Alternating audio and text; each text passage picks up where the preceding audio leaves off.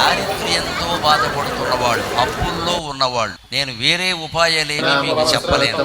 ఎందుకు అప్పుల పాలయ్యారో మీకే తెలుసు. భార్యాభర్త శివనామస్మరణ చేయండి. నమ శివాయ నమ శివాయ అని వదలకుండా భగవన్నామస్మరణ చేయండి. మీ అప్పుల బాధలు, ఆర్థిక బాధలు, దారిద్ర్యాలు అన్నీ 30 రోజులలోగా తొలగిపోతాయి. అనుమానం ఏం లేదు అక్కడ భగవన్నామస్మరణ వల్ల. భగవంతుడు డబ్బు పంపిస్తాడు, అవకాశం ఇస్తాడు, కొడుక్కో కూతురుకో మంచి ఉద్యోగం వచ్చేలా చేస్తాడు. అయిపోయినట్టే కదా. వాళ్ళు మనని కాపాడుతారు. లేదు మనకు అప్పించిన వాళ్ళు తాటించడం మానేస్తారు. ఎందుకంటే అంతటా నిండి ఉన్న శక్తి ఈశ్వర శక్తి. ఆ శక్తిని మనం నమ శివాయ అనే 5 అక్షరాల్లో బంధించి సేవించగలిగితే మన బదులు ఆ శక్తి పనిచేస్తుంది. కుష్ఠుడు మాటల్లో చెప్పుకున్నాం కదా, నన్ను ఎవరైతే స్మరిస్తూ ఉంటారో నేను అక్కడే ఉంటానయ్యా అన్నాడు.